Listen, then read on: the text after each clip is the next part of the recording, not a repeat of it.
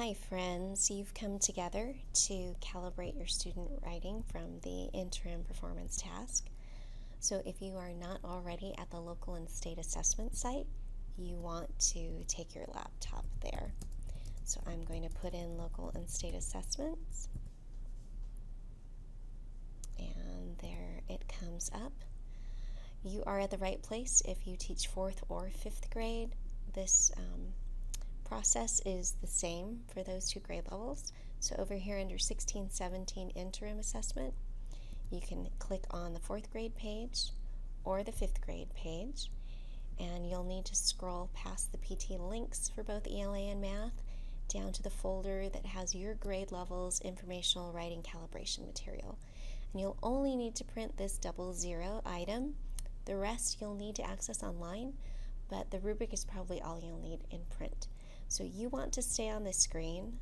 I'm going to come over here, and hopefully these slides will help us move through this process. So you'll access tools for calibrating this material. You'll hopefully refamiliarize yourself with some anchor papers. You'll check for how well you align to the scores given with a check set and answer key, and hopefully calibrate at least one piece of student writing together. You'll need a laptop to view the screencast, your own laptop to access the calibrated material, and a copy of the printed informational rubric from SBAC, maybe something to take some notes on.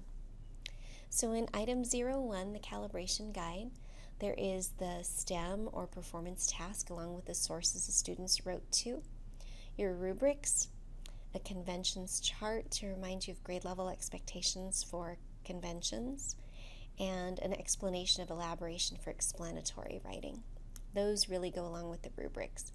You also have some condition codes for what to enter and to illuminate if the student did not write at all to the task, and a targets document that links claims, targets, and standards together. So with item 1, will you start reading that performance task and those rubrics really closely? I'd also recommend reading through the conventions chart for your grade level to review what the expectations are for conventions. You want to take 10 to 15 minutes to do that work. So go ahead and pause this screencast now.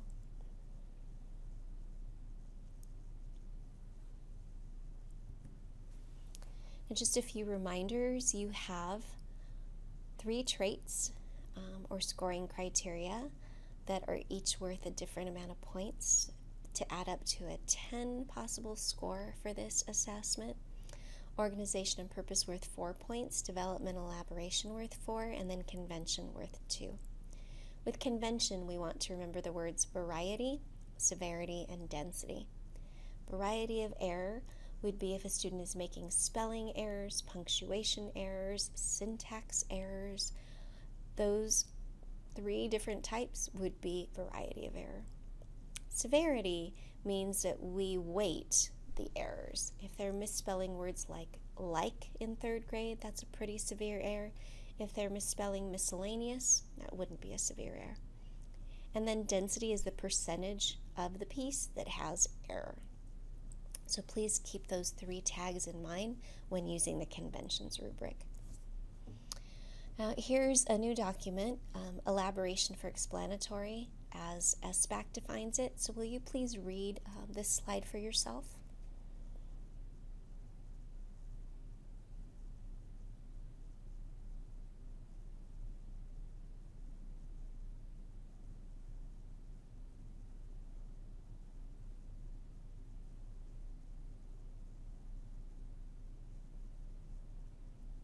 And that probably makes sense to you. I know a lot of you help your students include details, examples, descriptions to really help them elaborate on their writing.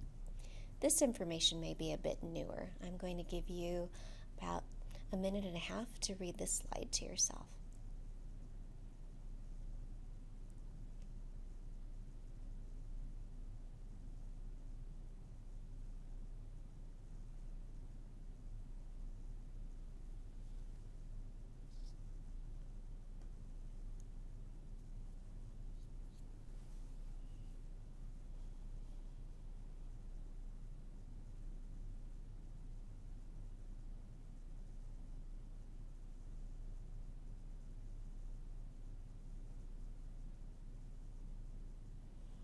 So let me attempt to elaborate on this document with some examples of my own. Let's say I'm writing a piece about first-year teaching being stressful. I might attempt that with listed support or elaboration. My sentence might say something like, the first year of teaching can be an extremely stressful time of life. You're trying to balance your personal and work time. You're trying to get a grasp of the school culture and what that means and your place in it. You're also trying to figure out what grading looks like for 5th grade students. That was listed support. I had some details, but we could have easily reordered those without really changing the meaning of what I was saying. Let me give an attempt at general or layered elaboration. Same example, first year of teaching can be stressful, and it might sound like this. The first year of teaching can be an extremely stressful time of life. You're really trying to balance personal time and work time. You're figuring out that you have absolutely no time for yourself. You never get to see your friends. You start wondering if you should change your post office address to your work address instead of your home address since you're never there, and you're always falling asleep by 8 o'clock. You can see how I was adding sentences to sentences there, and I was generally supporting my idea of it being stressful and balancing time, but my examples were kind of general, and if we reordered them, it might change the meaning, but it may not as well. Let me give an example of specific layered elaboration. My sentences might sound something like, the first year of teaching can be a really stressful time of life. You're trying to balance your personal versus your work time, and you're realizing you have absolutely no time for yourself because you are spending every single minute of your life planning lessons. And after you've planned those lessons, you have to come back and revise them because you realize that you never finished the lessons as you planned them in the first place. And on top of that, you have to go back and actually grade the work that students did from those lessons that you planned. I hope you saw there that I was trying some specific layered elaboration. There was a bit of cause-effect language there, and so it would really matter and change the meaning if I changed the order of those around. I'm thinking that listed support elaboration is kind of a level 1, general layered would be a level 2, and then specific layered would be a level 3. We really want to work on getting students to that level 3 specific layered, especially for argument writing, because that does require logic and clear reasoning. And these explanatory approaches I think you're pretty familiar with. So let's just remember that SBAC honors this in their rubric as ways of elaborating in explanatory writing. So now it's time to practice. You have documents 02 through 04 to really understand how the papers and the rubrics align. So spend about 15 to 20 minutes reading those exemplars closely, trying to understand how SBAC is scoring them. You can pause this now.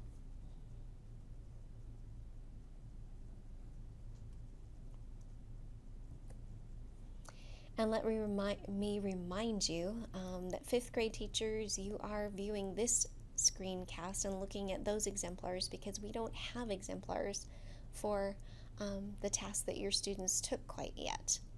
So we are getting new exemplars every year, and hopefully by next year we will definitely have an informational exemplar for 5th grade.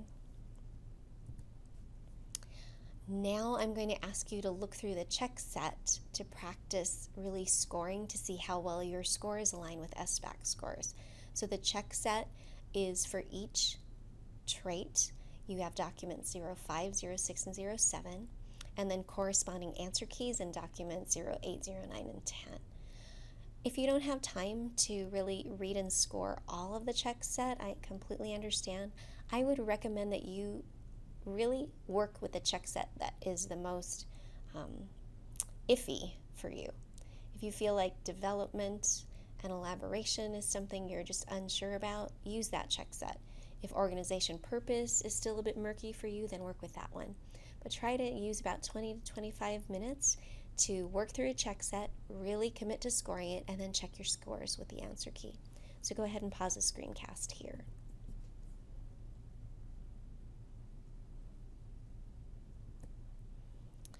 A reminder that scoring is not grading. We're reading, gathering evidence from the sample, and aligning it to a score on the rubric. These scores may have nothing to do with a student's grade in writing. And another reminder that each dimension really has a lot of descriptors. So we are really working a lot to synthesize each of those scoring rubrics.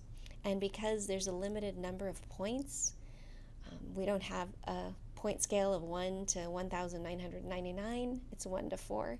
So there's going to be some high ones and low ones, high 4s and low 4s. And I know that's hard, but just cut off as best you can.